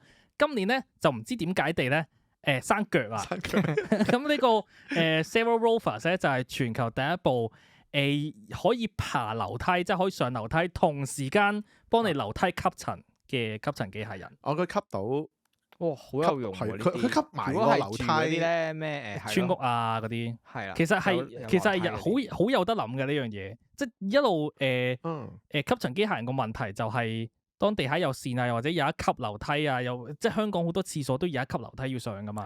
嗰啲係細啲嘅，即係攬到過去，但唔會吸到嘢。係啦，咁而家呢個有埋隻腳咧，即係佢一去到樓梯嘅時候，佢就會伸兩隻腳出嚟，一撐起自己個人。係啊，我應該真係樓梯級咯，樓梯級咯，行樓梯級咯。所以係撐高個機械人，一上去2樓吸塵，同時間又幫你嗰啲樓梯級。所以我覺得好有得諗啊！因為以前咧有啲咧村屋嗰啲咧，佢哋真係要買2部咯，即係樓上係啊，樓上一部，樓下一部。樓下一部咁而家就唔使啦。不過我個問題係，咁隻手嘢去咗邊咧？點解上年係咁整手，今年咪可能冇用咧？可能下覺得年出翻嚟。唔係，其實嗰隻手咧，因為咧太細咧，你有時嗰啲，譬如我有個袋喺前邊，佢都唔夠力，推都唔夠力。可能下年就係有手有腳咧。因為咧，我記得咧之前咧。呢個吸哇好驚塵機械人，人形吸塵機械人。我記得之前咧，佢話有隻手咧，佢淨係可以整多啲襪啊，係啊，嗰啲即係譬如嗰啲狗仔嗰啲公仔咧，可能都有時都未必夠力嘅。哦，有啲可能太重啦個摩打。係啊。咁我喺度諗，喂，咁如果係咁，以後吸塵機械人 keep 住咁樣發展嘅時候咧，有個頭啊嘛。唔係我有冇頭我都冇所謂。未來嘅吸塵機械人會唔會就係有個鏟泥機咁樣？唔係一屌搬走啲。以後嘅吸塵機械人會唔會就係機械狗，但係有吸塵功能？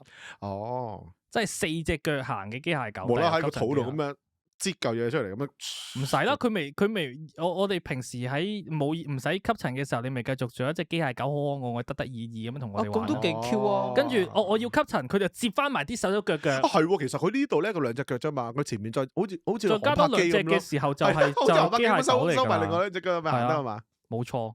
所以可能啲吸塵機械人公司諗下，我賣呢個 idea 俾你哋，有冇收錢？之後整隻機械狗，但係可以貼地行嘅。會想買呢個就係，我覺得有諗，真係有諗。真係。好，下一個 product 就係咧 ，What if 又 What if 啦？What if 你隻無線耳機同時間都係一隻無線藍牙喇叭？呢個幾好啊！呢個真係呢個咧呢個幾好就我一開頭睇咧，其實鳩鳩地嘅，就係一個叫做 TDM Neo 嘅一隻耳機。咁你幻想佢咧就係一隻類似 Sony XM6 嗰啲可以摺疊式嘅耳機。咁你打開嘅時候就係打開摺埋啦。咁但係佢威豬嘅位咧係佢個耳罩出邊同外面都有 driver 嘅。即係 total 佢係4粒 driver， 4粒都係40mm 嘅 driver， 都係大 driver 添。跟住咧，你打開嘅時候，咁佢就用入邊個 driver 去做耳機啦。咁你接埋嘅時候咧，佢就會用出邊個 driver 去做一個喇叭。哇！佢直情係可以成個唔使拆出嚟，唔使分離，係扭咁樣好似。佢基本上就係你收埋佢嘅時候，即係你接埋佢嘅時候，佢就係一個喇叭。我記得之前咧有個 product 咧又係咁樣噶，佢掛頸啦，咁但係咧佢反翻轉嘅時候咧，呢度咧就有一個 speaker 俾周圍啲人聽咯。咁你有冇見過啊？我冇見過，但係有咩用？你講啊，我冇過咪種落咯。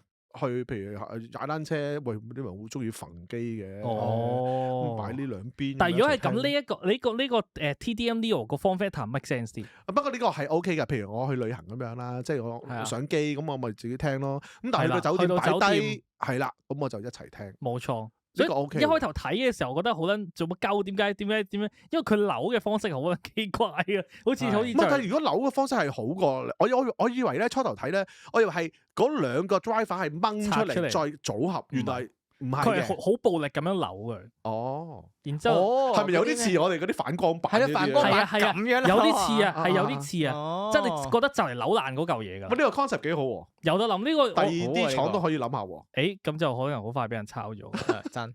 跟住下一個 what if 啊，你個刀啊係超音速嘅，呢個好有興趣。我講啲咩咧？乜撚嘢刀係超音速咧？就係咧有間公司叫 Seattle Ultrasonic 出咗一隻叫 C2000嘅刀。咁其實咧佢就係入邊有一個內置嘅所謂壓電陶瓷晶體，佢嘅作用就係你通咗電之後，佢就會每秒震動把刀身3萬次。咁呢個就超音速嗰個點啦。咁喂咁震把刀3萬次做乜鳩咧？就係當你切嘢嘅時候，佢可以完全零阻力，因為佢震動已經幫你喐緊啊嘛。地心吸力咁樣。係啦，同埋因為佢震緊個刀身，所以你切完之後，你而家刀咧切完咪成日黐鳩住把刀嘅。佢就係唔會黐嘅。咁所以我呢個嘢係我唔係廚師，我喺屋企其實唔會煮嘢食㗎。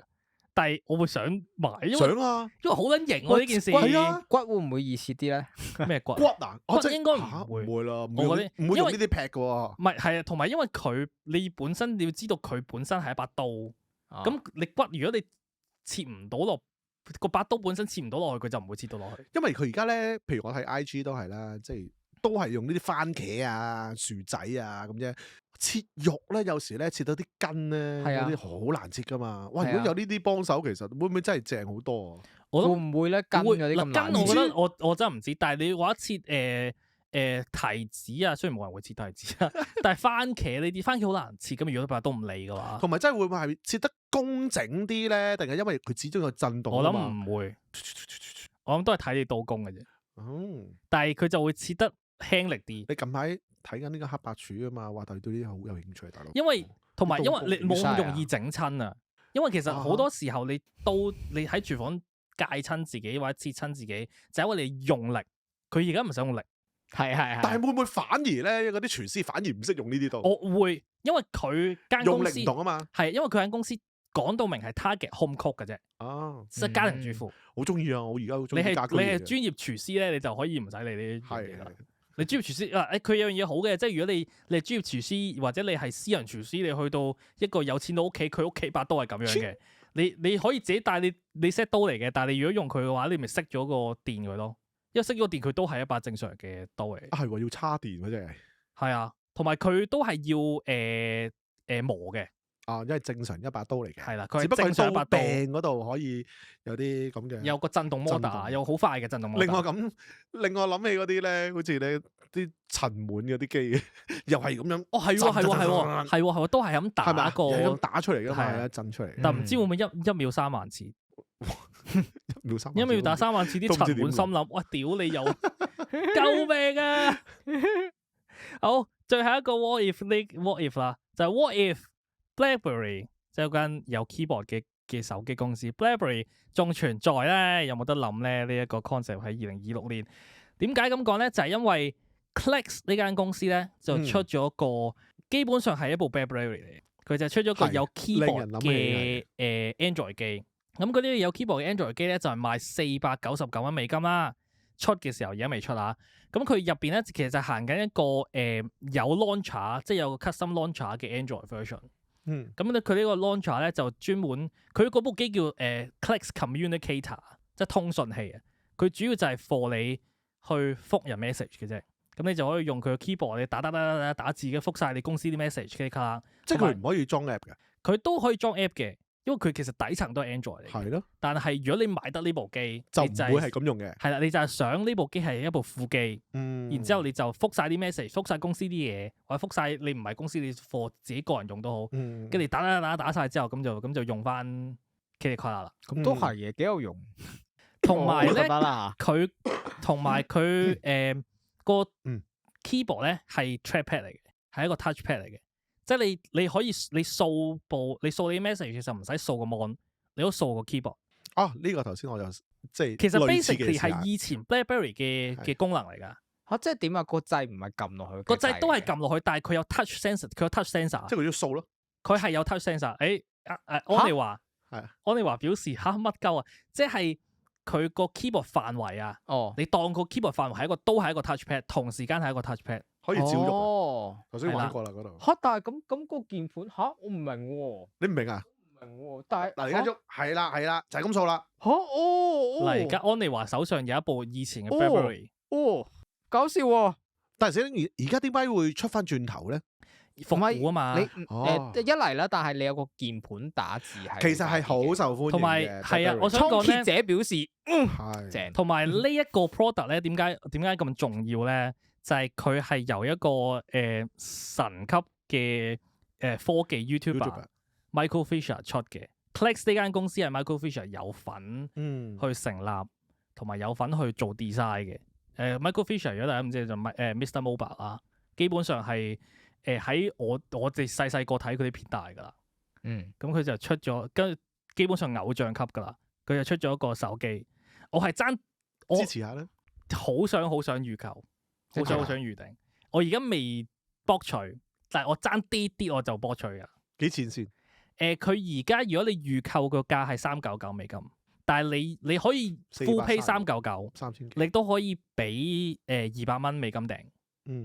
200美金訂唔係話特別貴嘅一樣嘢，跟住我就，但佢個 screen 係咪細啲㗎？一定係細啲嘅，即係佢呢部機係主要 target 想做 second phone， 即係副機嘅話，咁佢某程度係嘅。專登就整細啲。有啲 phone 我哋真係愛嚟太大覆信息啊，玩下 WhatsApp 啊嗰啲。係啊，同埋That's why 點解我上年一路都用 iPhone 16做副機，就係我部主機係一部 S24 Ultra， 咁我唔會想另一部機都係大佬仆街噶嘛。咁咪要2張卡咯。係啊，係要2張卡。或者 share 不嬲2部機噶啦。同埋你需要知道，呢個係一啲幕後 sorry。Michael Fisher 以前個 Twitter handle 叫 Captain Two Phone 嘅。Two Phone 喺度聽。佢就出晒名，會用2部機嘅人，所以佢就出咗一個Clicks 嘅Communicator 啦，咁就係今年年中會正式推出嘅，而家就預訂階段。但係如果你覺得399或者499美金太貴咧，都有另一樣嘢嘅。呢個吸引。佢又出咗個叫 Clicks Power Keyboard 嘅機。你 basically 就幻想 Clicks Communicator 就係但係冇咗 mon。不過佢就可以有一個磁吸MagSafe 嘅基本上佢係一個磁吸 MagSafe 嘅 keyboard 嚟嘅。基本上就係一個好似尿袋嘅 concept。係啦，佢入邊有一個尿袋嘅 concept，有電池啦，然之後可以靠 MagSafe 去幫 iPhone 插電啦。如果或者你部機如果 support Qi 2嘅話，佢都可以幫你部機插電啦。跟住你可以因為佢成個 design 咧，你部機如果太大嘅話，譬如而家摺機好大噶嘛，咁你可以推高少少，咁你就唔會驚你部機遮住咗個 keyboard。我因為見到咧，佢嗰個 design 咧，其實咧，佢後邊咧係好似個尿袋咁，係啱啱揼冚，係唔會過咗部電話。所以你但係有需要嘅時候咧，你就好似喺櫃桶底咁樣啦，褪有啲似以前嗰啲推蓋機啊。其實幾勁喎。其實有啲似，所以其實成件事係一嚟復古啦，即係點解？我想順手㗎，真係。Clicks Keyboard 喺外國賣得咁好，係因為復古啦。二嚟係Michael Fisher 德高望重啊。所以基本上Clicks Power Keyboard 我係預訂咗嘅，因為實在真係㗎。係啊，佢79蚊美金啫喎。79蚊，即係預訂價$70嗯 OK 啊。然之後，OK 啊，喺度玩下嘛。如果你喺唔係，同埋等佢真係佢個 use case 咧，有時打橫睇嗰啲文件咧，你真係會阻住個 keyboard 㗎，即係個 keyboard 你會阻住咗個畫面咧，有個外置 keyboard 係有用。哦，同埋佢分嚟用都得㗎喎。係啊，佢係 basically 佢係藍牙 keyboard 嚟噶嘛。其實佢以前咧係出 keyboard case 嘅，即係 Clix 係出 keyboard case 嘅，咁就係出咗俾 iPhone 同埋幾部 Android 機，跟住啲人就係咁話：喂啊，你快啲出個可以 universal 噶啦，通用噶啦。咁佢而家就終於出咗啦，仲有電池。不過可能對於我打開筆畫嘅人就冇乜用。我唔係咁你又冇啊？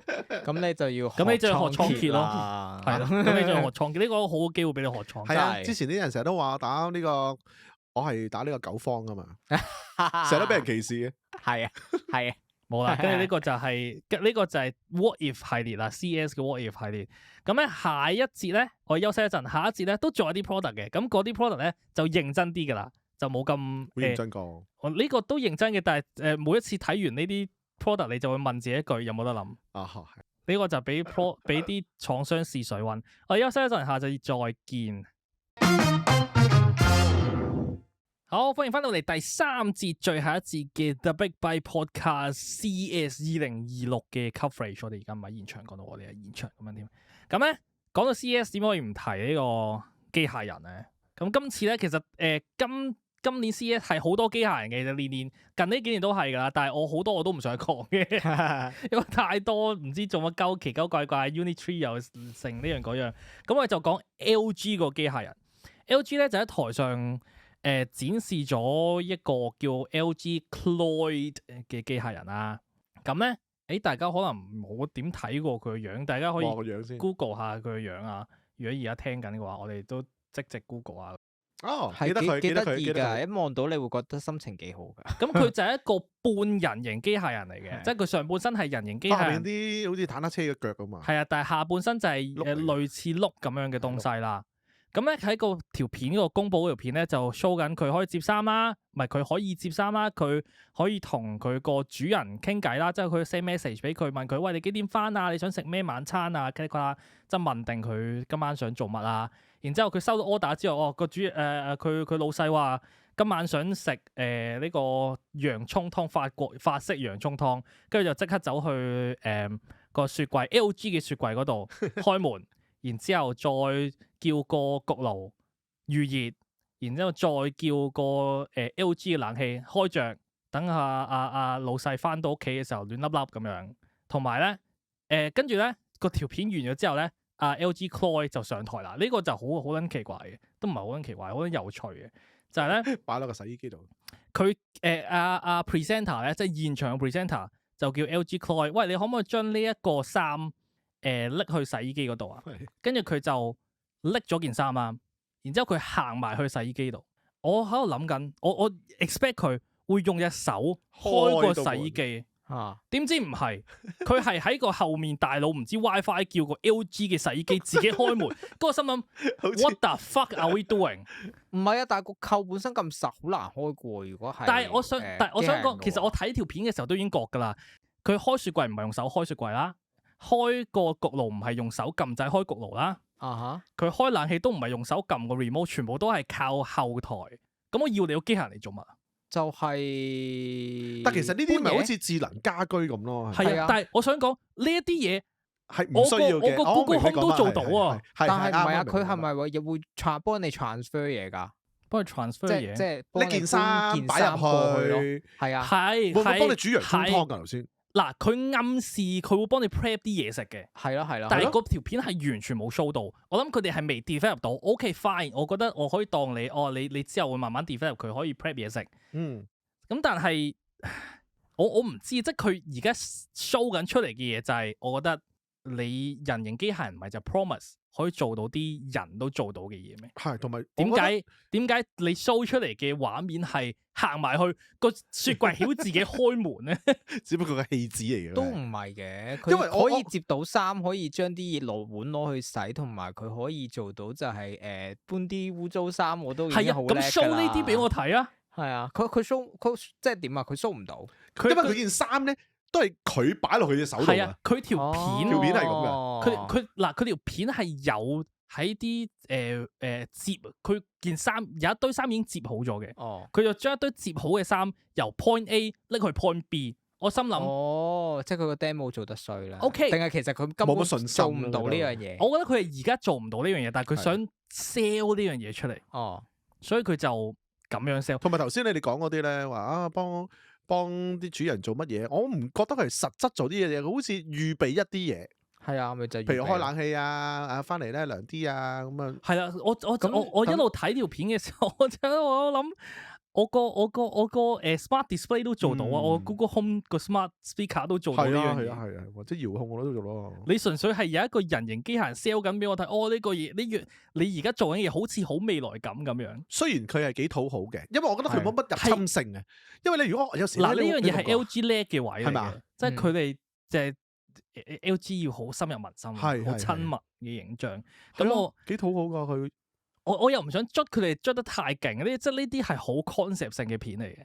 但係你都係 promise 佢哋出一條片，出呢個 Cloyd 嘅片，或者上台展示 Cloyd 呢樣嘢。我見到佢都有擺隻碟落去個洗碗機嘅，喺片度咯。唯一但係現 demo 唔場到出嚟㗎嘛。唯一現場見到佢 demo 嘅就係伸隻手出嚟，然之後個 presenter 將件污糟衫放喺佢隻手度。喂，唔怪之啲人笑啦！我聽到開洗衣機嗰下個門嗰下笑嘅，啦。係成場笑。你我諗行去笑咩咧？你行去個洗衣機度，個撳個洗衣機掣咯係嘛門自己開門喎。因為全部都係拎咗係 LG 嘅產品咯。係啊，跟住咧係啦，呢樣嘢係我另一樣嘢又想捽下嘅位，就係佢個 presenter 咧承認咗話，每一個人嘅屋企咧都係唔同噶，每一個人嘅需要都好唔同，咁所以呢個 Cloyd 咧就可以幫到每一個人唔同嘅屋企嘅需要。我屌你老母，你全部都係 LG product 嚟噶，係啊，冇 LG 唔得噶，佢冇得開門。即係而家所有屋企都係 LG product 嚟嘅，咁唔係噶嘛。咁所以我就覺得，雖然 LG 成屋都係 LG 嘢，我都覺得接受得到嘅，因為 LG 係 LG 啲家電係 OK 嘅，係好，我唔否認呢樣嘢嘅，但係我只係捉緊 LG sell 呢個 humanoid robot 嘅 concept 或者人形機械人、人形幫手嘅 concept，應承緊或者你 project 緊或者你 promise 緊嘅嗰樣嘢，同我而家見到嘅嘢爭好遠，同我諗唔到你點樣可以喺幾年之內做到你 promise 緊嗰樣嘢。每一次人形機械人嘅討論嘅時候，我都係帶出呢一個 point，都係嘅。咁即係講咗好耐咯。係啊，其實每年都有嘅，但係每年即係每年都係人形機械人，又或者係基本上人形機械人。其實掃地機械人，我覺得而家發展得好成熟。人形機械人係你 over promise 緊一樣，我唔知你要幾耐先至達到嘅嘢。係啊，我係睇到有一個特別啲啦，劈西瓜啦，點樣？用隻腳凌空踢西瓜，有冇睇過？踢西瓜？係啊，佢係一個人形機械人，跟住之後係佢識打功夫嘅，跟住之後凌空吊住個西瓜，凌空踢爆佢。呢個就係覺得有陣時 robotic 嘅公司，我心諗你做乜鳩啊？係啊，點解？即係你係 show off 緊佢可以喐得好勁，cool。但係當你 demo 做平常嘢嘅時候，佢做唔到，咁樣有啲咩咁勁咧？即係跑得好快，咁又點啫？啱啊！你幫唔到我洗碗噶，你打埲牆好大力，咁又點啫？係啊！你幫我買個間屋啊！你而家咪同一個講，我以後咧啲機械人智能叛變，你哋就撲街噶啦。其實我都諗緊，你用強做咩啫？咁佢哋可能真係有啲嘢，可能搬重嘢咁都需要嘅，都的確係真係需要你啲摩打要好撚勁、好撚快咁樣嘅。咁但係你喺 develop 呢個同時，你可唔可以站在喺用家嘅角度？你個用家想你做緊啲乜嘢 What for？然之後呢個 Cloyd 嘅用家想你做緊啲咩？我咪想買個機械人翻嚟，純粹係表演俾我睇。唔係啊，佢都冇表演，佢喺後台，佢行埋去，佢喺後台叫人哋開門。係可能人哋嘟嗰啲咩 NCF 咧，我要個人形機械人就係你可以做到晒我唔想做嘅嘢啊嘛。係啊，即係我叫你可以喂幫我應門啦，唔係你用個大腦後台叫個智能鎖開門啊嘛。我係想你可以開門應，喂到底係邊鳩個啊？收貨又好乜嘢都好，大佬你走去自己喺個後台大腦度開門。唉，我唔知啊。我都係嗰句，我唔想捽佢哋太多啊！呢啲 CS 嘅發佈，其實幾時會見街都未知嘅。但係人形機械人係一個。但係阿 Jensen Huang 係好正面嘅喎，佢覺得今年已經係一個好係啦，呢個我就真係唔係咁 Jensen Huang，因為咧我哋點樣講呢樣嘢？Jensen Huang 就係有人問佢，有個記者啦，問咗個好記者問題，就係你話人形機械人而家咁勁，但係我喺 show floor，即係佢喺 CES show floor 見到啲人形機械人都係唔係好掂喎，咁你覺得我哋幾時會有啲人形機械人可以達到人類 level 嘅能力咧？好尷尬呢個問題。然之後咧 Jensen Huang 就答今年係成場咁笑 firm 啊全場喺度笑，跟住 Jensen Huang 就係會咁樣啊，即係佢基本上就係一個爸爸型爸爸，你見佢樣係爸爸級，但係其實講嘢好多時候都係Sam Altman、Elon Musk 嘅 level 嘅，你唔覺嘅咩？佢純粹係一個 likeable 啲嘅 Sam Altman，即係你覺得講嘢好成熟穩重好爸爸，台灣人好中意叫佢咩啊？黃爸分唔知咩啊？老王啊，sorry，老王未到巴，佢哋好想認佢做契爺啫，真，但係即刻飛咗去啊！但係我諗好多人都知佢係純粹 over promise 緊，去令到谷下佢嘅股價。係啊，因為佢話佢個整出嚟嗰啲叫咩啊？佢 infrastructure 佢會 transform 咗成個行業啊嘛。係啊，佢話local， 佢話喺 robotic 嘅世界 local motion， 即係喐動移動係可以好快解決到個問題。which 我唔否定呢樣嘢嘅，即係你睇下而家啲機械人其實你要佢跑得快過你，佢都跑得快過你㗎。係啊，咁但係我哋 robotic 點解入唔到屋？或者機械人點解入唔到屋？點解我哋而家人類嘅生活，我哋仲未有好多人形機械人幫手？唔係因為佢唔夠大力唔夠快，係佢做唔到嘢。係啊。實質上面唔係 local motion 嘅問題啊，唔係喐唔喐到嘅問題啊，佢做唔到嘢。係啊，你有好多嗰啲細節嗰啲動作你做唔到，你真係做唔到。係即係一個機械人可唔可以一個人類嘅屋企家庭度存在，同一個機械人可唔可以工廠存在係兩回事嚟㗎。啱啊！你工廠你不斷做重複嘅嘢啫嘛，係啊，一部機拎去第二個機度喺個 supply chain 喺個生產鏈度係咁裝插中插。你之後會唔會講其他啲機人㗎？冇啦。咁我個 Leo 咧 ，Leo 你知唔知邊個 Leo 啊？嗰個 Unitree 個 Leo 係可以而家咧係已經賣緊嘅，係咪瑞士嗰間咧？知唔知邊間？人形㗎，人形機械人。我知邊個啦，我知啲人話係後台遙控啊嘛，俾人鬧到撲街嘅喎。係啊，我哋係咪啊？點啊？嗰個你其實你覺得嗰個係咪都做緊呢樣嘢咧？係做緊呢樣，因為成個矽谷冇嘢好做啊嘛。係咪？嚇，其實呢個都係成班矽谷嘅公司掉出嚟嘅 idea，跟住問大家有冇得諗。但係而家大部分人都同你講緊冇得諗，但係佢哋 keep 住去做個趨勢係呢個，因為佢哋要同 investor 講話，我哋做緊嘢啊！係啊！因為而家冇嘢好做啦。呢個聽過啦，我有，我哋有聽過，不過我哋冇喺The Big Byte咁樣講啫。所以我唔知啊 ，CES 加油啊！大家對呢個人形機械人嘅未來有咩睇法？可以留言。有冇得諗？有冇得諗？有嘅，唔係依家咯。係咯。CS 不斷問嘅問題，見到啲嘢就係有冇得諗？好簡單㗎啦，即係做到家務已經好好㗎啦。但係你要知道，做到家務係好難嘅事。係啊，做到家務，邊個首先整到個機械人做到晒啲家務 ？OK，贏咗。你諗下，你要做到家務，同我要做到家務已經好唔同。係啊。你屋企同我屋企已經我 basic 啲嘅，你幫我洗晒啲衫佢，幫我摺晒啲衫。佢喺你屋企行到已經算係咁啦。係喺屋企行到，同埋係要避開你呢啲障礙物啊！你而家喺你嘅 studio 幾多障礙物？我想係再多啲。我有一個The Big Byte 嘅長期聽眾咧，應該有一次記得咧，我係去過Wallace 個studio 度要腳尖行嘅得唔得？我想講係入咗去張台之後，我係出唔翻嚟，係喐唔到㗎。我係唔會喐。要揾啲 transformer 先啦，係嘛？係啊，長期我屋企係一個咁啲機械人要變身啊！所以如果有一個機械人可以喺 Wallace 屋企喐到，掂 OK， 我免費同佢拍片宣傳。歡迎啲廠商真係嚟呢度做實驗，實測真好。下一樣嘢咧，如果你係有 Switch 2嘅話咧，亦你應該都會開心嘅，就係咧你玩 Switch 2咧，咪成日出街嘅時候，或者去到酒店。就算你駁到電視都好，你都會覺得有啲，同埋你要帶個 dock 嘅。係啊，咁咧 X-Real 咧就係一間整 AR 眼鏡嘅公司啦。嗯，之前其中一拍過片㗎啦。係冇錯。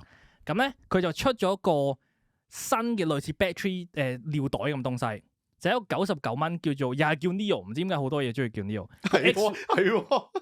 X-Real Neo，咁佢除咗一個10000 mAh 嘅尿袋之外咧，佢仲有多個port 位係 DP Auto port 嘅。嗯，咁 basically 就係一個 USB-C， 但係可以 transfer 到影像同埋聲音嘅 port 嚟嘅。咁你將個 Switch 2駁咗落去呢個 Neo 嗰度之後咧，你再將個Neo 駁去X-Real 嘅 AR 眼鏡又好，任何 display 嘅裝置都好，你就可以出到畫面。咁你就唔使帶 dock 啦。即係點啊？我條 USB-C 線一入一出，一入一出。哦，咁你就可以出到電視，你可以出到 mon。你如果有 X-Real 啲眼鏡，你就可以出到眼鏡。然之後佢咁啱又出咗隻新嘅眼鏡，係 X-Ray One S。咁點解眼鏡我要駁線嘅？我要插落去嘅。你淨係插落去個尿袋度㗎啦，個供電啊咁但係個眼鏡係我會收得到息路㗎啦，收到息路㗎啦。咁開心？係啊，即係其實佢應該咁你就可以中介啦。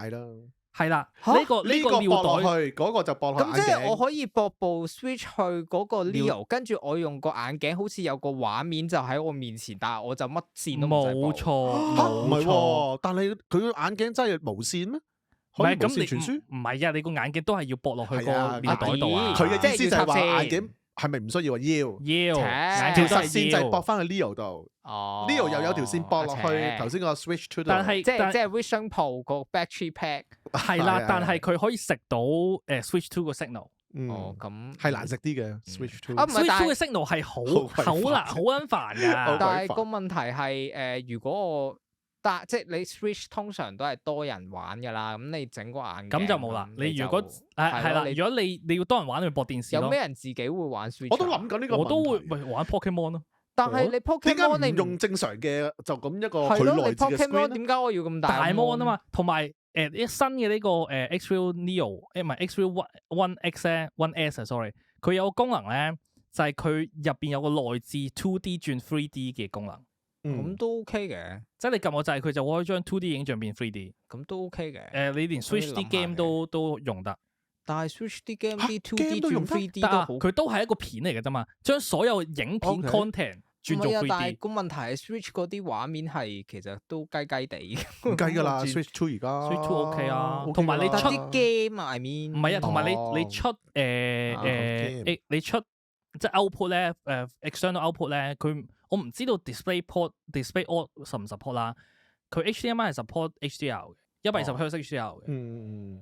咁所以呢隻 X-Ray 眼鏡係 support 120Hz 嘅。咁所以你就可以有個好啲嘅畫質。除咗係即係梗係俾翻自己牌子去出翻智能眼鏡可以用得啦，但係佢都可以做一個 portable 嘅，你放喺呢個酒店嘅電視機我都玩到啊嘛。同埋佢唔止係淨係自己牌子嘅眼鏡㗎，佢有其他對家牌子。你總之食到DP Auto 咧就用到㗎。咁都幾好。因為佢基本上就係一個有 display port out 嘅尿袋，呢個就最重要咯。係咯，呢個就係有呢個功能係。其實某程度當佢 adapter 啦。係啊，其實你如果唔買佢個眼鏡，我覺得呢一個都抵買㗎，99蚊美金。呢個真係抵買。然之後你買完佢之後，如果你有 Switch，你 Switch 個 dock 就太煩。如果你要去旅行嘅話，係啊，你就可以用佢又有尿袋，然之後你就可以駁電視。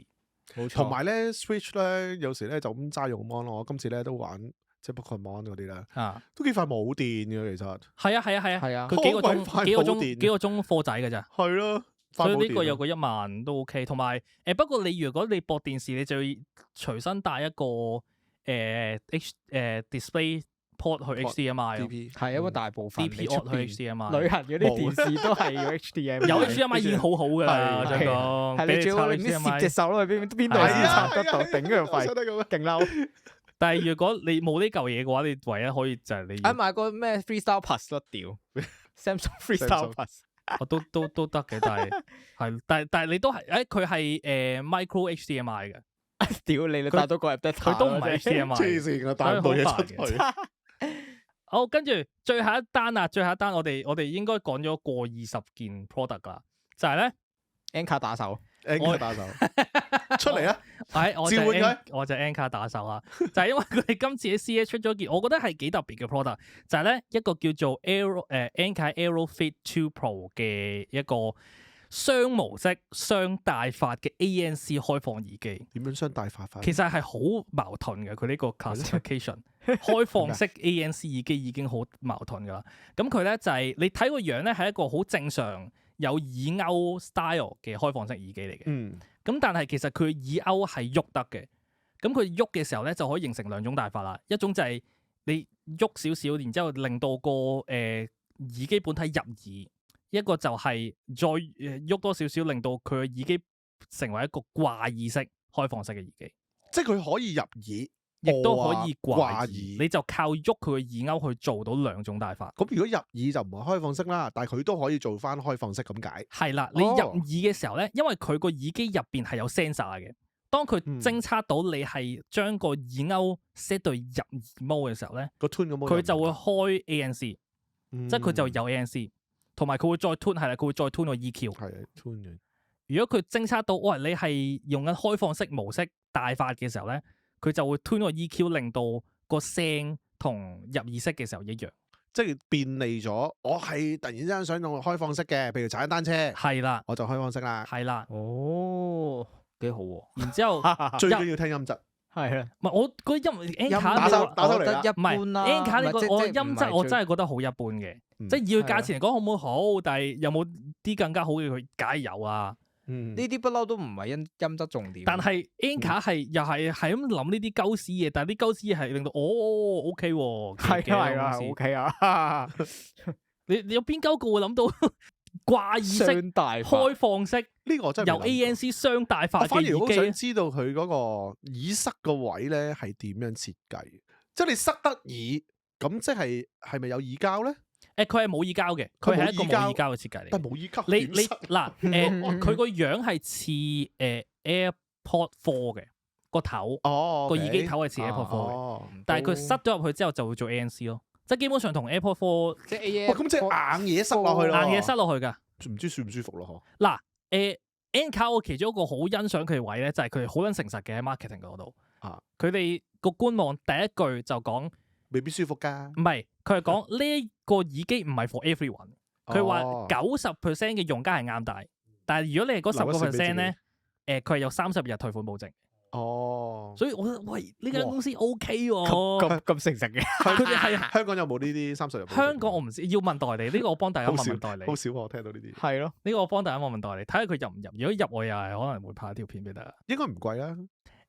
個價錢好似係今次好似都貴貴地㗎。係啊，今次唔平㗎，好似因為上年我有 review 過佢哋 Aero Fit Pro 嘅，即係第一代嘅。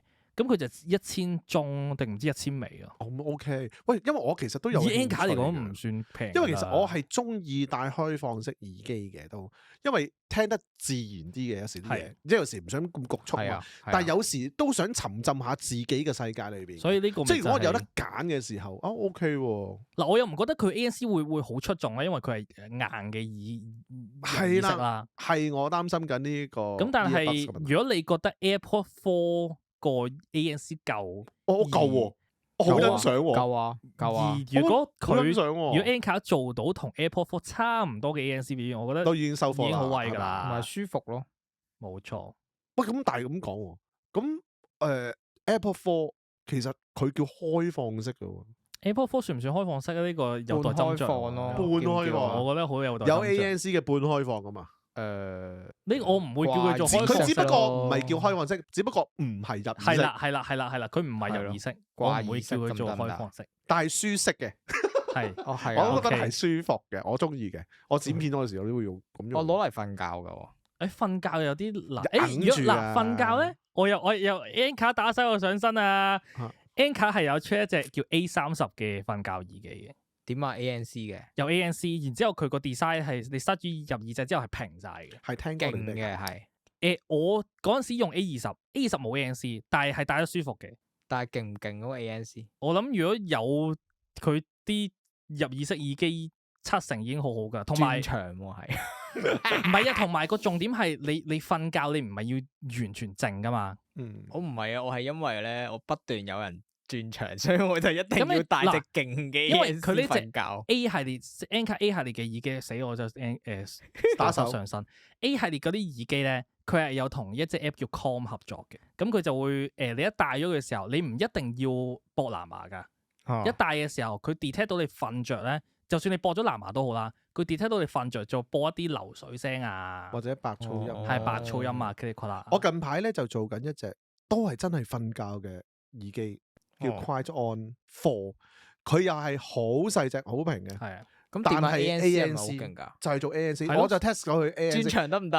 係，佢都係唔係我幫你。佢係一貫都係嗰啲㗎啦，所有 ANC 都係。你低頻咧係幫到你。轉場啲高頻咁轉場叫咩？有啲難度。轉場搞唔掂啊！佢有高同有中啊。轉場，但係佢係瞓得舒服嘅，我都係用過瞓得舒服。不過當你連續一年都俾人轉緊場嘅時候，你就會好需要一個咁嘅。你係長期轉場啊？香港我長期俾人轉場。 A 系列嘅 A 系列睡眠耳機係會以之前一路嘅 track record， 佢都會出香港嘅。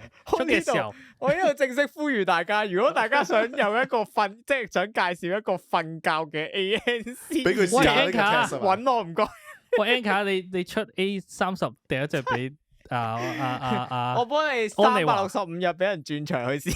佢未出㗎。啱啱CS launch， 佢之前有唔同版本嘅，有 A20，有 A 唔知乜春咁樣。咁佢就咁啱你講起我就講埋。好啦，今次咧 The Big Byte Podcast 咧就同大家高呼咗超過20隻正啊 A 呢個 CS 2026嘅產品啦，有啲會出，有啲唔應該就呢世都唔會出噶啦。有冇啲係呢世都唔會出 ？Call 我唔知呢世會唔會出啦。Anyway 啦，應該會嘅，唔知幾多年之後咯。Anyway 啦，好開心今日Yeah 肥 Jack 上咗嚟啦。喂，肥 Jack，客氣啲啊！有新名。喂，多謝大家，多謝你俾我上嚟，真係好開心。咁大家有興趣啲Action Cam 啊、航拍機啊，仲有啲咩啊？仲有睡眠 QL 啊，佢而家係啊，同埋呢個家居嘢而家都中意。係啦，嗰啲就去 subscribe 佢嘅 channel 啦。趁阿 Danny 而家仲喺度話努力爬山中啊，佢話。佢爬咩山啊？佢話我唔撚知喎。躝緊落嚟啊，頭先。哦，好啦，好啦，佢遙遠的他佢再唔翻嚟，我哋炒佢噶啦。咁跟住follow KJ IG，follow KJ Instagram 啊，同埋 YouTube channel 啦。follow 我哋個人 IG 同Instagram 啦，IG 咪就 Instagram 咯。YouTube 同 Instagram 啦。我成日都係咁啊。當結尾嘅時候，當肚餓嘅時候係咪？跟住 follow 跟住 subscribe The Big Byte 嘅 channel 啦。我哋之後咧呢個有少少 housekeeping 啊。我哋之後嘅斬件會放喺一個另外一個 channel 就叫 The Big Byte Clips 嘅 channel 嗰度，因為我哋發現試緊唔同嘢，睇下呢個方法會唔會令到大家啲 discover 我哋啲片 discover 都好啲啦。跟住follow The Big Byte IG， 我哋會出翻 real 噶啦。好，我哋今集嘅時間就係咁多啦，我哋下一集再見。拜拜，拜拜。